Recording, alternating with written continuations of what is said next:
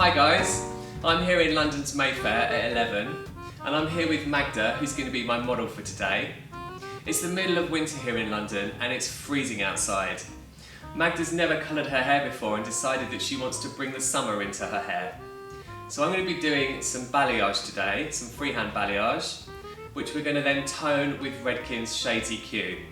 So, we started off here with Magda. I've got my first section in. I've got some cling film that I've just pinned underneath just to work onto, and I've put my first chevron into the underneath section. I've just taken another section down. Here in my bowl I've got 20 volume Redken Flash Lift, and it's mixed up to like a cream cheese, like a loose cream cheese texture, which I find the best to work with. It's always good to follow manufacturers' guidelines when mixing lightener.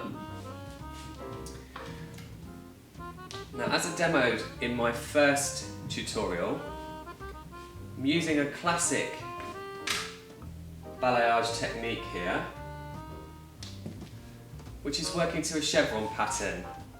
So you want to go right in from the root and sweep the product down. Make sure you've got plenty of product on your brush and keep reloading your brush. And then when you're working near to the hairline, especially underneath if the client's going to wear her hair up, which Magda does wear her hair up quite a lot, she's a dancer, you just paint and sweep your brush. Balayage is French for to sweep. Working down the sections of hair.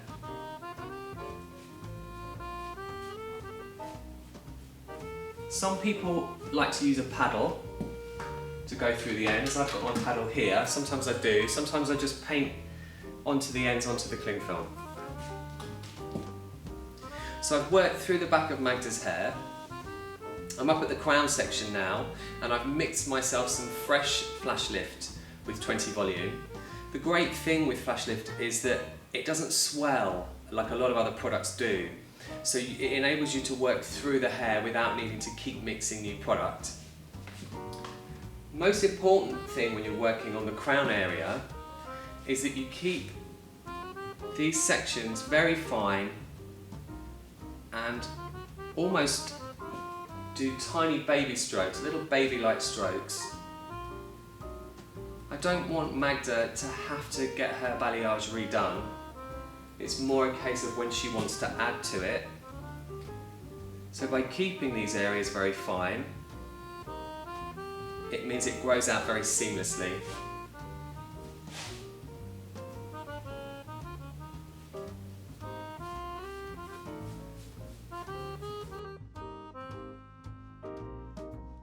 Now we've worked our way up through the sides and to the top of Magda's head.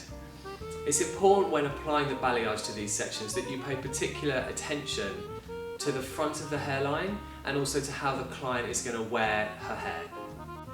So make sure that you've got a lot of tension on these front sections, paying particular attention to the front hairline, and make sure that you have the fine baby hairs between your finger and your thumb. And then just sweep the lightener right up to the root, and make sure you're happy with the application there before you start moving down the lengths of the hair. And that way you ensure that you get balayage right to the root that looks really natural.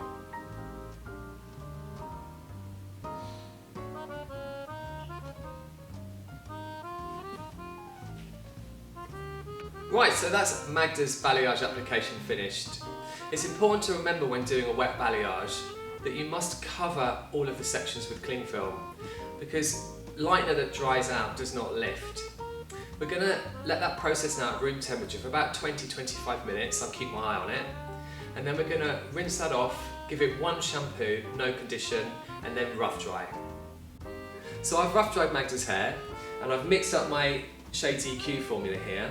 In my bowl I've got 40 ml of clear, I've got 20 ml of 9NB, which is Irish cream, and I've got 20 ml of 9N, which is Cafe au lait.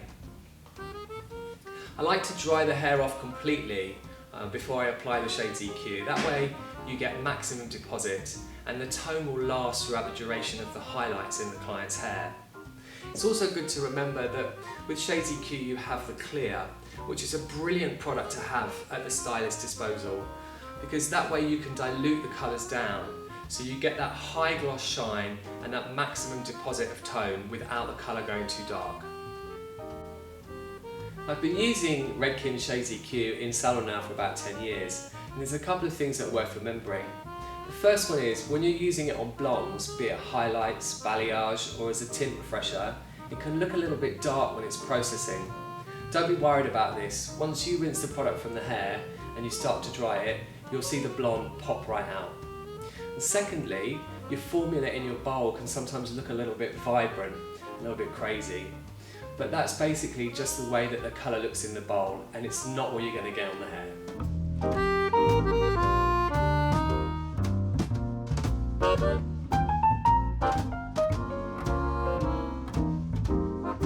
After 20 minutes of processing, we shampooed Magda's hair and I've rough dried it. We've banished the winter blues and brought the spring into her hair.